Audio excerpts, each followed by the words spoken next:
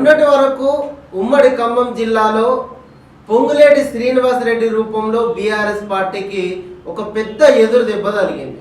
ఇప్పుడు అదే కోవ లోపల తుమ్మల నాగేశ్వరరావు కూడా బీఆర్ఎస్ పార్టీకి ఎదురు తిరగబడడం ఏదైతే ఉన్నదో ఖమ్మం జిల్లాలో బీఆర్ఎస్ పార్టీకి ఎదురు గాలి తగులుతుందనడంలో ఎట్లాంటి డౌట్ అనేది అయితే లేదు. ఏది ఖమ్మంలో పొంగులేటి శ్రీనివాసరెడ్డి కాంగ్రెస్ పార్టీలో చేరుతూ 10కి 10 స్థానాలు ఈసారి బీఆర్ఎస్ పార్టీని ఓడగొట్టడమే నా లక్ష్యం అని చెప్పేసి పొంగులేటి శ్రీనివాసరెడ్డి చెప్పిండు.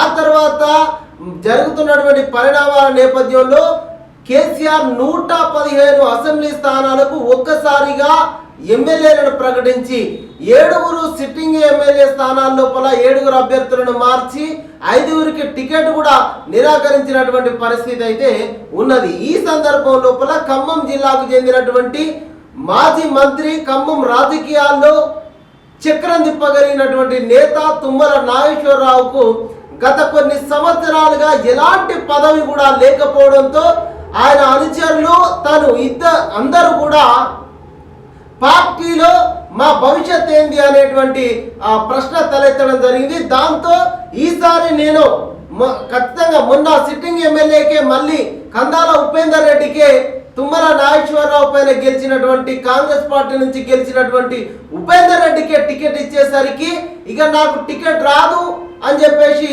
ఆలోచనలో ఉన్నటువంటి తుమ్మల నాగేశ్వరరావు హైదరాబాద్ నుంచి ఖమ్మం బయలుదేరి వెళ్తూ అక్కడ పార్టీలకు అతీతంగా ఒక్క జెండా కూడా కనిపించకుండా ఆయన అభిమానులు స్వాగతం పలకడం జరిగింది. అప్పుడు ఆయన